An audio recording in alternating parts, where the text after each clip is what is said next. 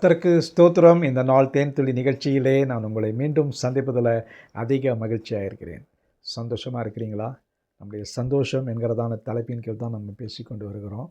இந்த வேளையில் அப்போஸ்தலனாகிய பவுல் ரோமருக்கு எழுதின நிருபத்தில் அந்த ரோமபுரியில் உள்ளதான கிறிஸ்தவ மக்களுக்காக சில காரியங்களை சொல்லுகிறார். 16 அதிகாரங்கள் இருக்கிறது. அதில் பல அந்த ரோமாபுரியில் உள்ள கிறிஸ்தவர்கள் அதிகமாக கர்த்தருக்குள் பாடுபட்டு கொண்டு இருந்தார்கள். அந்த நீரோ மன்னனுடைய காலத்தில் அவர்கள் அதிக பிரச்சனையோடு கூட நெருக்கடிகளோடு கூட வாழ்ந்து கொண்டு வந்தாங்க. அந்த நேரத்தில் அப்போஸ்தலனாகிய பவுல் ரோமபுரியருக்கு அந்த எழுதின நிருபத்தில் மிகவும் அவர்களுக்கு உற்சாகத்தை கொடுக்கத்தக்கதான பல காரியங்களை அவர் சொல்லி கொண்டு வந்தார். அதில் அவர்களை உற்சாகப்படுத்தினதான ஒரு வசனத்தை தான் இந்த நாளிலே உங்களுக்கு படிக்க விரும்புகிறேன். அப்போஸ்தலர் 15ஆம் அதிகாரத்தில் 13வது வசனம், 15, 13. பரிசுத்த ஆவியின் பலத்தினால் உங்களுக்கு நம்பிக்கை பெருகும்படிக்கு நம்பிக்கையின் தேவன் விசுவாசத்தினால் உண்டாகும் சகலவித சந்தோஷத்தினாலும் சமாதானத்தினாலும் உங்களை நிரப்புவாராக. அந்த மக்களுக்கு அவர் சொன்னதான காரியம், நீங்கள் சில காரியங்களிலே நிரப்பப்பட வேண்டியது அவசியமாக இருக்கிறது. அதில் நிரப்பப்படாமல் குறைவுள்ளவர்களாய் காணப்படுகிறீங்க. உங்களுக்கு எப்படிப்பட்டதான ஒரு நிரப்புதல் தேவை என்று சொன்னால், பரிசுத்த ஆவியின் நம்பிக்கையின் தேவன் விசுவாசத்தினால் உண்டாக்கும்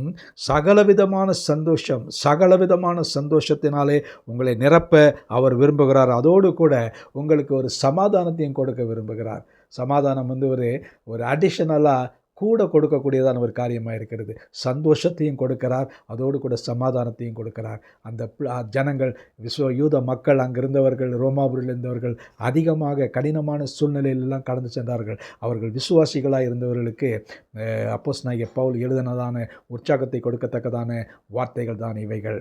இன்றைக்கு கூட அநேக விசுவாச மக்கள் அநேக கஷ்டத்துக்குள்ளாக நெருக்கடிக்குள்ளாக சென்று கொண்டிருக்கிறார்கள். வட மாநிலங்களை பார்க்கும் பொழுது மிகவும் நெருக்கடியான சூழ்நிலைகள் நடக்கிறது. மணிப்பூரில் நடக்கிற காரியங்கள் எல்லாம் பார்க்கிறோம். அப்படிப்பட்டதான நேரத்தில் அந்த மக்களுக்கு சந்தோஷமும் சமாதானமும் வேண்டும் என்று சொன்னால் அதை கொடுக்க வல்லவர் ஒருவர் தான் இருக்கிறார். அவர்தான் ஆண்டவராய் இயேசு கிறிஸ்து. இதை தான் பவுல் மிக தெளிவாக சொல்லுகிறார். இந்த வேளையில் பரிசுத்த ஆவியின் பலத்தினாலே உங்களுக்கு நம்பிக்கை பெருகும்படிக்கு, உங்களுடைய வாழ்க்கையில் ஒரு நம்பிக்கை பெருக வேண்டும்னா அது பரிசுத்த ஆவியின் நிறைவினாலே அந்த நம்பிக்கை பெருகும்படிக்கு நம்பிக்கையின் தேவன், ஒருவர்தான் நம்பிக்கையின் தேவன் விசுவாசத்தினால் உண்டாகும் எல்லா விதமான சந்தோஷத்தினாலும் சமாதானத்தினாலும் உங்களை நிரப்புவாராக என்று சொல்கிறார்.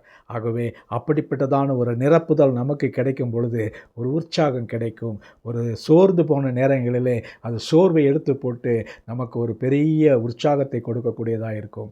இந்த நாளில் கூட நீங்கள் எப்படிப்பட்டதான ஒரு நிலையில் உற்சாகத்தை இழந்தவர்களாக கடந்து சென்று கொண்டிருந்தாலும், ஒரு நெருக்கடியாக இருக்கலாம், ஒரு வியாதியாக இருக்கலாம், ஒரு வருத்தமாக இருக்கலாம், பிள்ளைகளுடைய எதிர்காலத்தை குறித்து நினைத்து கொண்டிருக்கலாம். அப்படிப்பட்ட நேரங்களிலே நம்முடைய நம்பிக்கையின் தேவன் உங்களை சகலவித சந்தோஷத்தினாலும் சமாதானத்திலும் நிரப்புவார். ஜெபிப்போமா. நல்ல ஆண்டவரே, உம்மை நன்றியோடு துதிக்கிறோம், ஸ்தோத்தரிக்கிறோம்.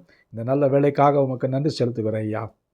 ஆண்டவரே, நம்பிக்கையின் தேவனாயிருக்கிற இயேசு எங்களுக்கு சகலவிதமான சந்தோஷத்தையும் சமாதானத்தையும் கொடுக்க வல்லவர், எங்களை நிரப்ப வல்லவர் என்பதை விசுவாசிக்கிறோம். அது எங்களுக்கு கிடைக்க, இந்த நாளிலே அது கிடைக்க எங்களுக்கு உதவி செய்ய வேண்டுமா ஜெபிக்கிறோம். மீட்பர் இயேசுவின் நாமத்தில் ஜெபிக்கிறோம் நல்ல பிதாவே. ஆமேன், ஆமேன். கர்த்தர் உங்களோடு இருப்பாராக. இந்த நாளிலே உங்களுக்கு சந்தோஷமும் சமாதானமும் நிறைவாய் கிடைக்கட்டும். ஆமேன்.